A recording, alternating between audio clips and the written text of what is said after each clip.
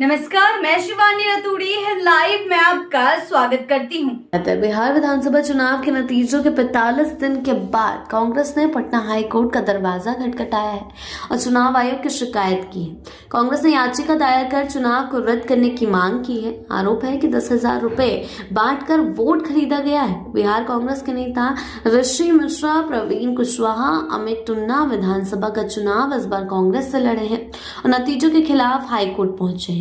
कांग्रेस के नेताओं का कहना है कि हाईकोर्ट में हम लोगों ने याचिका दायर की है, चुनाव को रद्द किया जाए, निष्पक्ष तरीके से चुनाव फिर से हो। चुनाव आयोग के खिलाफ शिकायत दर्ज कराई है। महिला रोजगार योजना के नाम पर 10,000 रुपए चुनाव के दौरान बांटा गया और वोट खरीदा गया। इसके साथ ही नेताओं का कहना है कि तेलंगाना, राजस्थान विधानसभा चुनाव के दौरान कांग्रेस मोबाइल बांटना चाहती थी, लेकिन चुनाव आयोग ने इसके लिए इजाजत नहीं दी थी। जबकि बिहार चुनाव में निर्वाचन आयोग की ओर से महिलाओं को 10-10 हजार रुपए बांटने की अनुमति दी गई है। कांग्रेस के पटना हाईकोर्ट का दरवाजा खटखटाने पर बीजेपी प्रवक्ता नीरज कुमार ने प्रतिक्रिया दी है। उन्होंने कहा, कांग्रेस पार्टी की ओर से किया गया मुकदमा उनकी हताशा को दर्शाता है। महिला रोजगार योजना चुनाव के काफी पहले से चल रही थी। राज्य में महिलाओं को सशक्त बनाने का काम किया जा रहा है, लेकिन कांग्रेस के लोग उस पर कीचड़ उछालने का काम कर रहे हैं। उन्हें शायद ये मालूम नहीं है कि कीचड़ में और भी ज्यादा कमल खिलता है।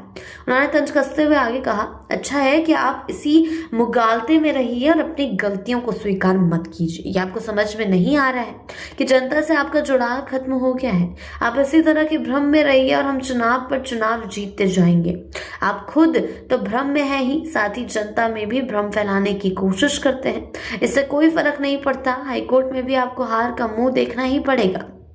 आने के साफ तौर पर लगातार बयानबाजियों का सिलसिला चलता आ रहा है और अभी भी चुनाव के नतीजे आने के बाद भी कांग्रेस परेशान है, हताश और अपनी हार को स्वीकार नहीं कर पा रही है कि वो कैसे हार गई। और इसी के चलते एक नया मुद्दा, नया क्या कहना इसको, ये पुराना ही मुद्दा है, बार बार उठाया जाता है हारने के बाद।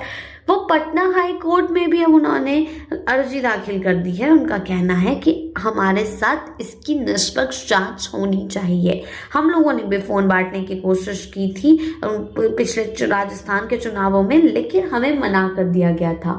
तो इन लोगों ने 10-10 हजार रुपए कैसे बांट दिए। इसी बीच बीजेपी से भी प्रतिक्रियाएं सामने आ रही हैं। उनका साफ कहना है कि ये उनकी चुनाव की हताशा को दिखा रहा है कि वो कैसे हार गए, ये उसी चीज को प्रदर्शित कर रहा है।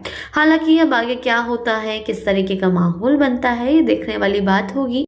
ऐसे ही अपडेट्स के लिए जुड़े रहे हैं लाइव के साथ ही चैनल को सब्सक्राइब करना ना भूलें और हमारी फेसबुक और वेबसाइट के साथ भी जरूर जुड़ें।